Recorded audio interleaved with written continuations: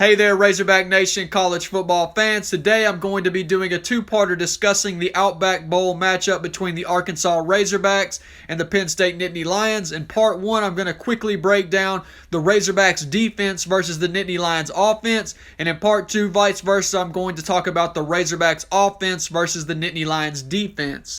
I'm releasing these breakdowns a little sooner than I normally would because I'll be out of town for about the next week and a half, and I'll be spending much of my time in the boonies where internet service is virtually non-existent. So if you notice that I'm uploading less over that time period, there's your explanation as to why. Now, with all that said, let's dive right into this.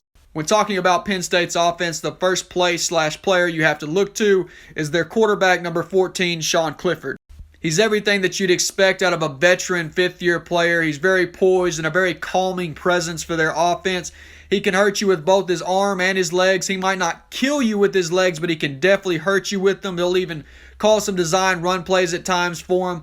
And as far as throwing the ball, he actually holds their school record in completion percentage, which is a good indication that he's capable of getting the ball into his playmakers' hands.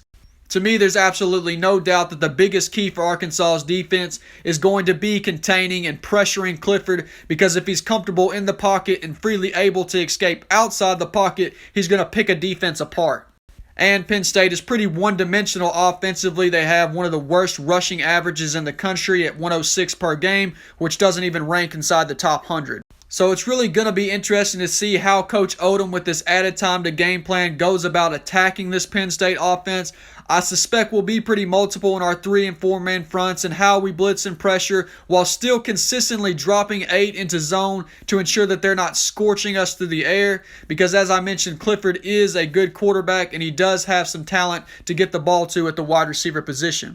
Speaking of wide receivers, number 5, Dotson, is unquestionably their go-to guy, but I don't think anybody's fully convinced yet that he's going to be available for this game. There's speculations that he either will or perhaps behind the scenes already has opted out of the bowl game. If that proves to be the case, they're going to have to lean more heavily on guys like number 3, Parker Washington, and number 13, Lambert Smith, who are talented receivers in their own right, but similar to what Treylon Burks is for Arkansas, Dotson is for Penn State.